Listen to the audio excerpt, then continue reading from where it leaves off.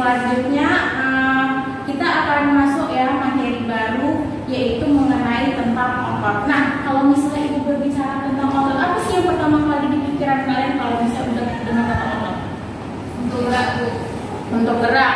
Ada yang lain? Angkat beban, Bu. Angkat beban. Terus? Ototnya berarti kuat, Bu. Ototnya berarti kuat. Iqbal? Teman dari materi Inggris? Alat gerak aktif. Oke, betul semua ya. Otot itu adalah jaringan dari konektif yang mempunyai fungsi utama untuk berkontraksi. Nah, kontraksi ini apa? Artinya kontraksi dalam tubuh kita yang nantinya akan menggerakkan tubuh kita. Tadi ini saya bilang kalau misalnya otot itu adalah alat gerak aktif. Apa itu alat gerak aktif ini maksudnya?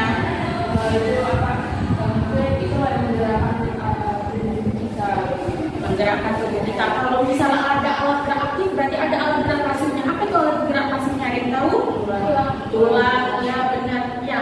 Jadi kan alat gerak dalam diri kita ini ada dua, ada pasif dan ada aktif. Nah, kalau aktif tadi dibilang otot, kalau pasif dibilang kerangka atau tulang. Tanya ini, Bu, kalau misalnya tidak ada kerangka atau cuma ada alat gerak pasifnya aja, apa yang terjadi? Cuma ada tulang tanpa ada otot. Nggak bisa gerak. Kalau misalnya cuma ada otot tapi nggak ada tulang, apa yang terjadi? Nggak bisa gerak juga. Iya benar. Karena apa? Karena mereka itu saling bertautan satu sama lain.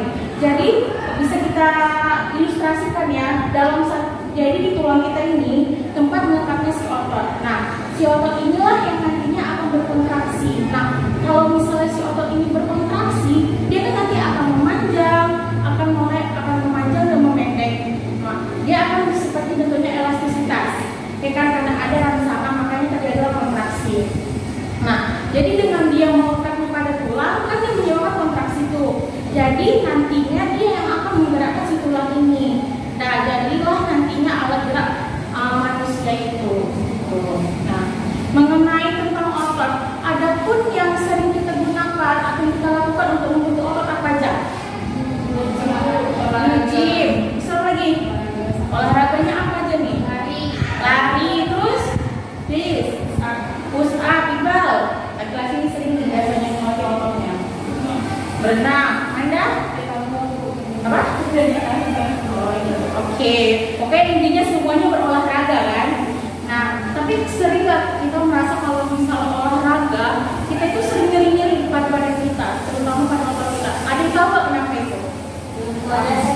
Belum pemanasan. Ada lagi? Nggak biasa olahraga. Itu ada lagi? Kesalahan dalam melakukan teknik olahraga. Nah, oke, ibu jabarin lagi ya. Nah, ketika kita berolahraga, itu kan tandanya kita melakukan suatu aktivitas di luar aktivitas normal kita. Kita menambahkan suatu aktivitas baru, ya kan? Nah, kalau misalnya kita melakukan suatu aktivitas, itu kan tandanya kan otot terus berkontraksi. Nah, kalau misalnya otot terus berkontraksi, dia akan merasa lelah.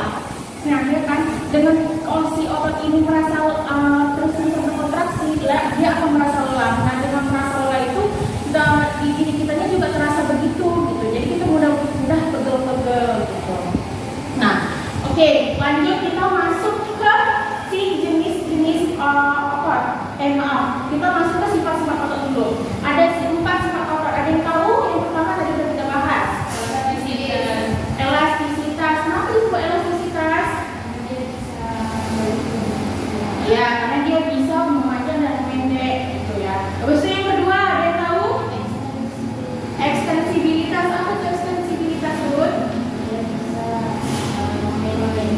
Iya, salah. Itu yang mana? Ya, benar. Dia bisa memanjang, ekstensibilitas. Habis itu yang ketiga, kalau tadi ada ekstensibilitas, dia bisa memanjang atau berdiasasi. Yang ketiga, kebalikan dari ekstensibilitas. Kontraktibilitas, dia bisa memendek, dia berkontraksi artinya. Yang terakhir, yang keempat tadi berhubungan dengan si elastisibilitas atau si air bisa memanjang, bisa memendek. Berarti tandanya ada apa? Iritabilitas, ya benar, yang dimana si otot ini peka terhadap rangsangan, ya kan? Jadi dia bisa kembali ke bentuk semulanya. Tadinya dia berkontraksi bisa menjadi relaksasi. Oke, kita lanjut ke macam-macam otot. Ada yang tahu nggak? Ada 3 macam-macam otot. Yang pertama Nah nanti kalau pola tangannya seperti ini. Oke.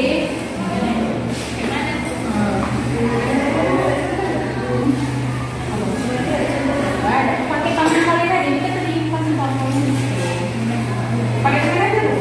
Jadi apa? Sampai sini sampai sini. Aku nggak tahu besok. Ada jarinya atau enggak? Salah ya, tapi udah mendukung estetik. Tidak kalian tergantung kreatif saja.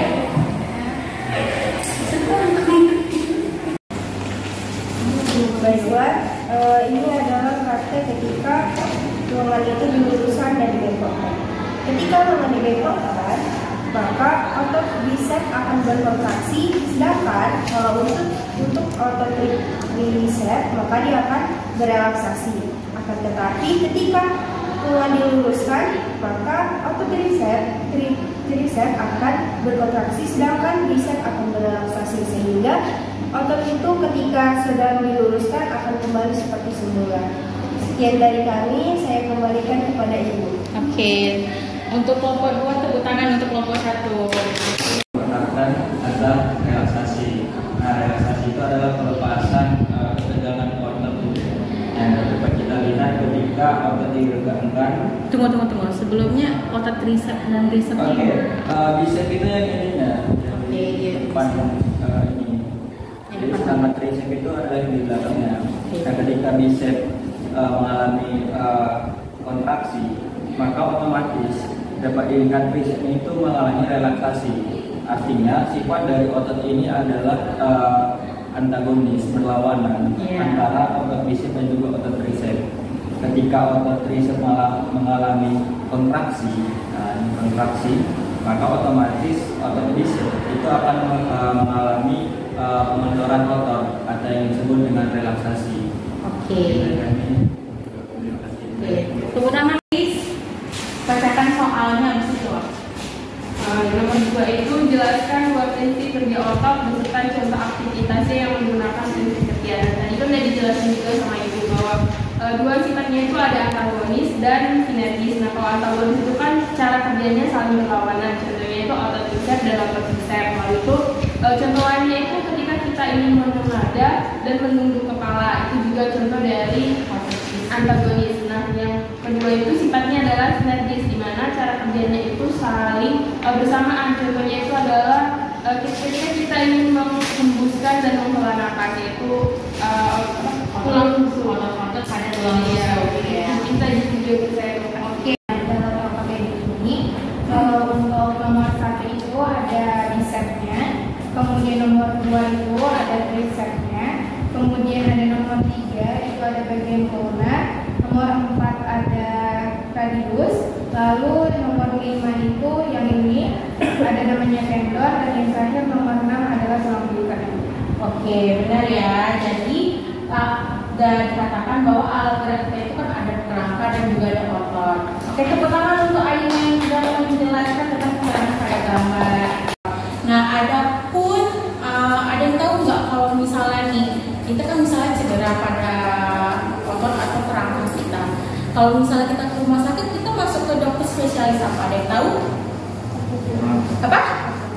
Ortopedi, ya benar. Jadi ortopedi itu adalah dokter yang menangani lebih ke spesifik pada tulang dan otot. Oke, sampai sini ada yang ingin ditanyakan lagi?